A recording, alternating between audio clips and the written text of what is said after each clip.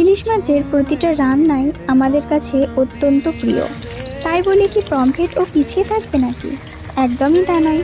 তাই তো আজকে আমি লবণ হলুদ দিয়ে ম্যারিনেট করা মাছগুলোকে গরম তেলের মধ্যে এপিট ওপিট লাল লাল করে ভেজে নিচ্ছি। ভাজা হলে মাছগুলোকে একে একে তুলে নিলাম।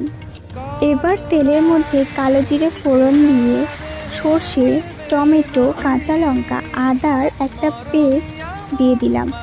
তারপর দিয়ে দিচ্ছি হলুদ, পরিমাণ মতো লঙ্কার গুঁড়ো, চিনি আর নুন দিয়ে খুব ভালোভাবে সমস্ত মশলাটাকে তেল ছাড়া পর্যন্ত কষিয়ে নিচ্ছি।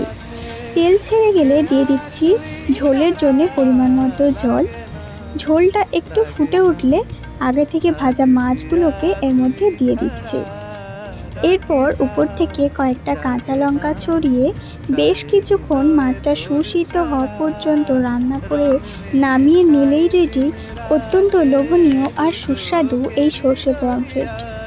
ইলিশের মতো কিন্তু আমরা পমফ্রেট ও বিভিন্ন রকমভাবে রান্না করে খেয়ে থাকি, তবে তার মধ্যে সর্ষে পমফ্রেট হলো খুবই সুস্বাদু ও চটজলদি একটা রেসিপি।